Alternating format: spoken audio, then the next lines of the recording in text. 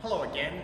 This week I'm going to take you through some exercises that you can add in to your repertoire, into your program to help strengthen those forearms. Now, last week we went through some wrist mobility warm-up. Now this is going to help with your grip strength, but it is more targeted forearm training, which grip work is. So if you're hanging, it's the same deal, but these particular movements that we're going to go through are more about working through that wrist flexion and extension as well. So 3 movements that we're going to go through. For the first 2 movements, what you want to do, now I'm going to set these up where I'm kneeling, but you can sit down on a chair and have a bench there. The weight, you're just going to pick a weight where you're able to move through the range of motion for the movement well, and it's going to be relatively challenging for about 12 reps. So for this, I'm just going to kneel down. I'm going to have my forearm supported on the bench. I want my wrist about an inch or a half an inch hanging over so that I can get into that full flexion from there.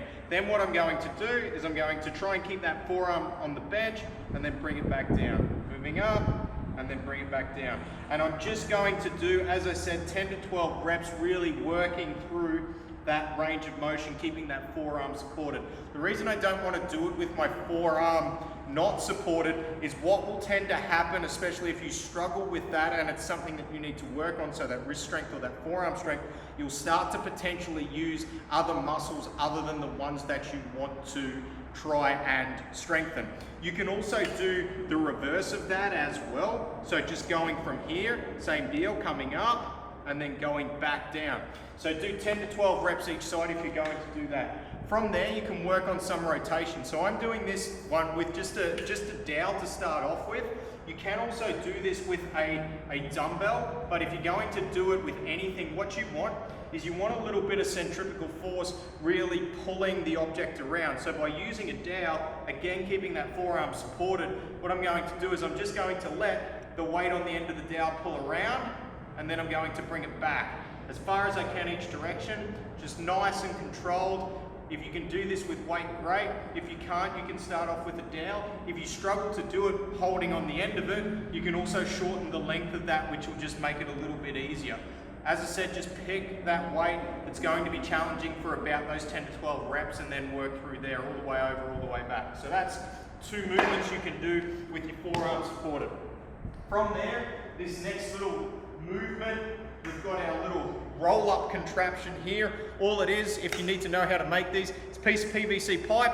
You can just drill a hole through there and put a thread there, obviously something that's going to support a little bit of weight. You're not going to want a whole lot of weight for this movement, right?